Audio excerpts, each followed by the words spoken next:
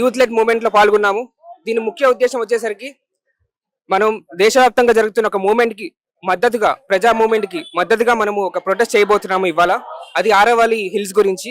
ఏదైతే మనము సుప్రీంకోర్టు అంటే డిసెంబర్ 20వ తారీఖున ఒక జడ్జ్మెంట్ ఇచ్చిందో, అంటే రీడిఫినేషన్ ఆఫ్ ఆరవల్లి హిల్స్, ఆ రేంజ్ కి జడ్జ్మెంట్ ఇచ్చిందో, ఎక్కడైతే హిల్స్ అనేవి 100 మీటర్స్ కన్నా ఎక్కువ ఉంటేనే దాన్ని ఆరవల్లి జోన్ లాగా కన్సిడర్ చేస్తారు, మిగతావి జోన్ లాగా కన్సిడర్ చేయము అనేసి ఒక జడ్జ్మెంట్ ఇచ్చిందో దాన్ని మేము వ్యతిరేకిస్తూ, అంటే ఒక నిరసన రూపంగా with all grateful respect to the high supreme courts, మేము నిరసన రూపంగానే మేము దీన్ని వ్యతిరేకిస్తూ ఇవాళ ఇలా ప్రొటెస్ట్ చేస్తున్నాము. ఎనీ హ్యావ్ ఒక స్టే వచ్చింది, మళ్ళీ దానికి ఎక్స్పర్ట్ కమిటీ రూపంగా మళ్ళీ కొత్త ఒక అసెస్మెంట్ ద్వారా అసలు ఎంత మీటర్స్ ఉండాలి, అక్కడ ఉన్న పబ్లిక్ ఒపీనియన్ తెలుసుకొని ఇంకా సోషల్ ఇంపాక్ట్ ఎలా ఉంటుందో అనేది జరగబోతుందని విన్నాము. అలాగే దీని ద్వారా మేము ఏం చెప్పాలనుకుంటున్నామంటే, ఎక్కడైతే కొండలు గాని, అంటే ఇప్పుడు సుమారు హిమాలయ పర్వతాల కన్నా ముందు నుంచి ఉన్న ఈ ఆరవల్లి పర్వతాల్ని మనం ఎవరము కొట్టేయడానికి, మనకి ఏం హక్కు ఉంది దాన్ని మనము తొలగించి మనకి ఇష్టం వచ్చిన ఒక మెజర్మెంట్స్ పెట్టి 100 మీటర్స్ కన్నా ఎక్కువ ఉండాలి, దానికన్నా తక్కువ ఉంటే కొట్టేస్తామనే హక్కు మనకి ఎక్కడుంది?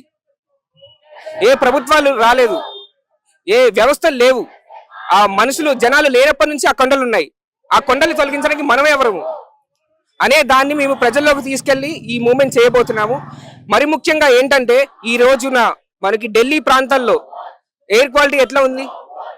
చాలా దయనీయ పరిస్థితిలో ఉంది. ప్రజలు గాలి బయటికి వెళ్ళి ఒక 10 నిమిషాలు ఉండాలన్నా కూడా చాలా బాధాకరమైన విషయం అది.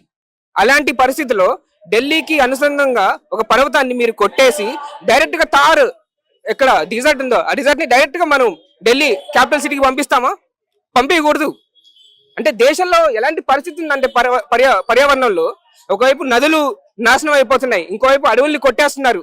పర్వతాలకి మీరు చెప్పిన ఒక మెజర్మెంట్స్ తో ఆ పర్వతం అక్కడే ఉంటేనే, దానికన్నా ఎక్కువ ఉంటేనే అది పర్వతం, దానికన్నా తక్కువ ఉంటే పర్వతం కాదు అని మీరు మెజర్మెంట్స్ పెట్టి ప్రజల్ని అన్యాయంగా ఒక రాంగ్ డైరెక్షన్ లో తీసుకెళ్ళడం ఎందుకు? ఏ దేశంలో అయినా చూడండి, మీరు శ్రీశ్రీ గారి ఒక విషయం చెప్తాను నేను. ఏ దేశం చూసినా ఏముంది? గర్వకారణం. నరజాతి చే నిదర్శనం ప్రకృతి వినాశనం. మనం ఇప్పుడు ఈ నరజాతులు అంటే మనము ఎన్నో విధాలుగా మనకి తెలిసిన చట్టాలు మనం చేసుకుంటున్నాము. ఎవరి కోసం? అవి ప్రజల శ్రేయస్ కోసం చట్టాలు ఉండాలి. ఆ చట్టాలు ఎలా ఉండాలి?